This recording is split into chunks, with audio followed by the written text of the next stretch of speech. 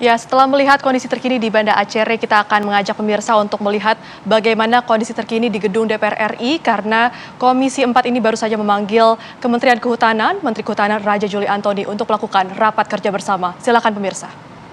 Bagian dari tindak pidana, saya kira bukti-buktinya sudah banyak.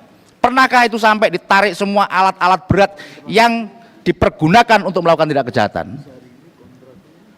Saya baru tahu saja misalkan dalam raker sebelumnya diapakan sih kayu-kayu yang sudah hasil tangkapan barang bukti itu. Ini berikutnya kayak gini, kita lihat bencana masih terjadi. Saya belum mengkonfirmasi, tapi ada truk sudah bawa kayu-kayu gelondongan luar biasa.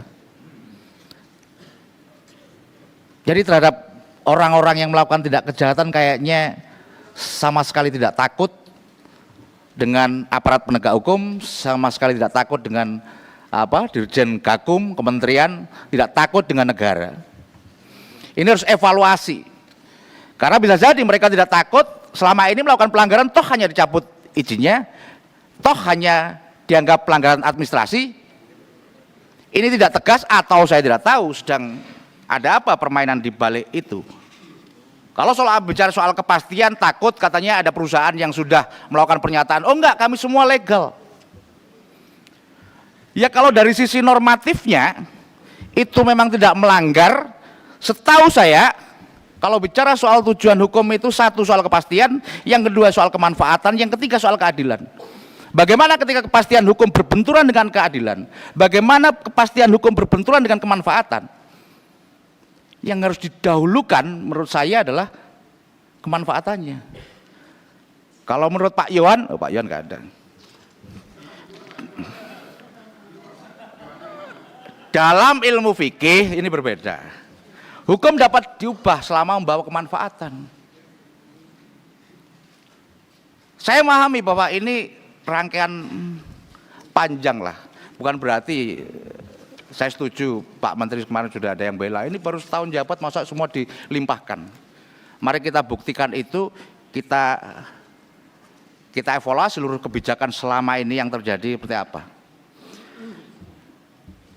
Berikutnya, dengan keluarnya izin-izin yang semacam itu, akhirnya sesungguhnya kita negara mengalami kerugian yang luar biasa.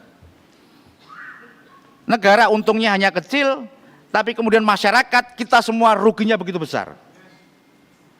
Akibat banjir longsor di Aceh saja itu menelan kerugian sebesar 10,69 triliun.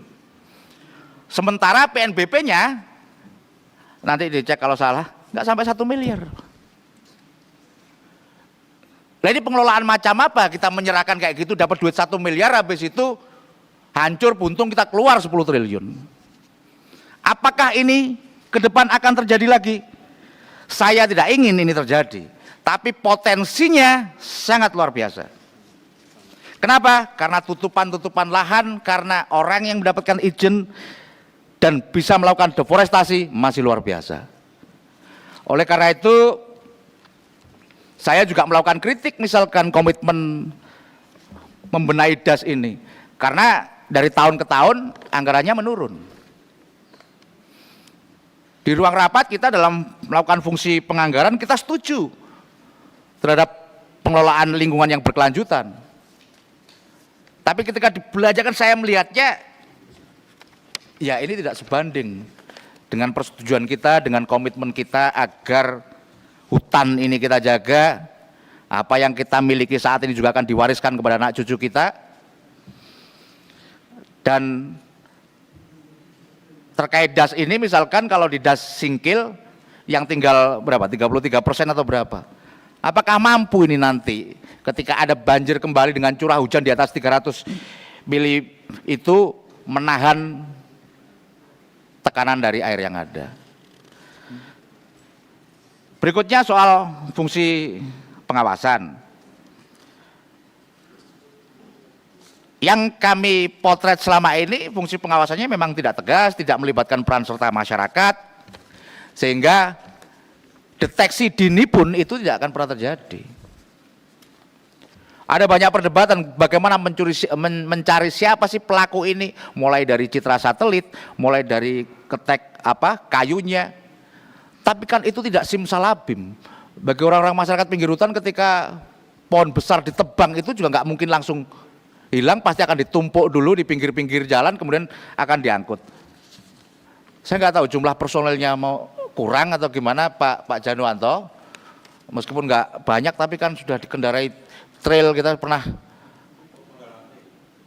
Ya saya kira jangan juga terlalu spesifik, oh ya saya urusannya bukan itu. Ketika terjadi tindak pidana, ketika terjadi pelanggaran, wajib dong sama aparat melakukan itu. Tapi kalau jawabannya, oh itu beda, wah menurut saya jadi tidak masuk akal lagi. Sama dengan kami anggota DPR itu nggak boleh menolak aspirasi. Karena janjinya 1 Oktober memperjuangkan aspirasi apapun, nggak ada kaitannya dengan Komisi 4 juga harus kita perjuangkan.